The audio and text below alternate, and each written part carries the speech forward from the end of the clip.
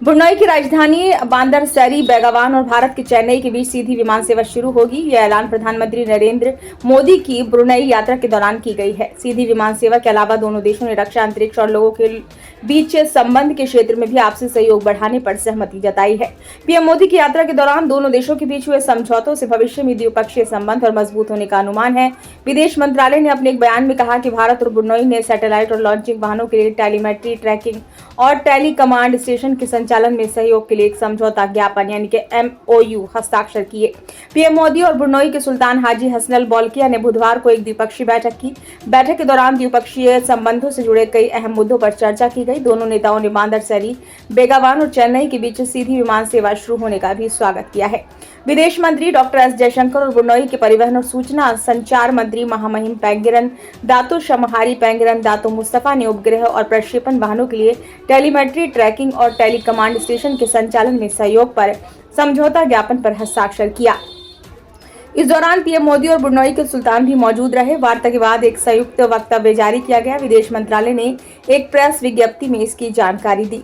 संयुक्त वक्तव्य के अनुसार प्रधानमंत्री मोदी ने भारतीय अंतरिक्ष अनुसंधान संगठन यानी कि इसरो के टेलीमेट्री ट्रैकिंग और टेली कमांड यानी कि TTC स्टेशन की मेजबानी जारी रखने के लिए ब्रुनई दारुस्सलाम की गहरी सराहना की।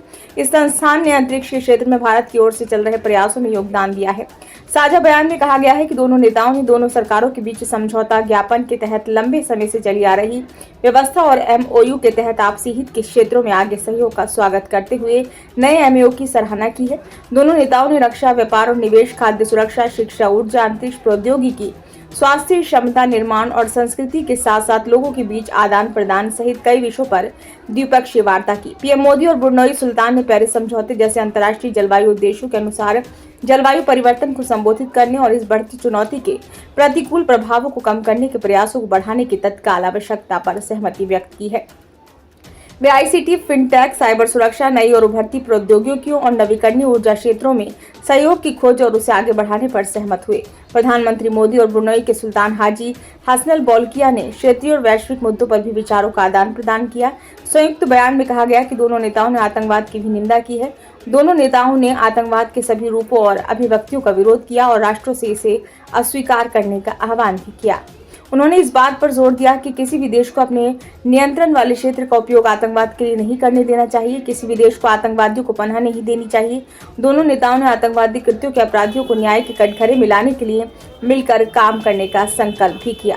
आतंकवाद और अंतर्राष्ट्रीय संगठित अपराध के बीच संबंधों को स्वीकार करते हुए दोनों नेताओं ने इस संबंध में सहयोग बढ़ाने पर सहमति व्यक्त की। दोनों पक्ष आतंकवाद से निपटने के लिए संयुक्त राष्ट्र और अन्य बहुपक्षीय मंचों पर मिलकर काम करने पर सहमत हुए। ब्यूरो रिपोर्ट, नई दिल्ली।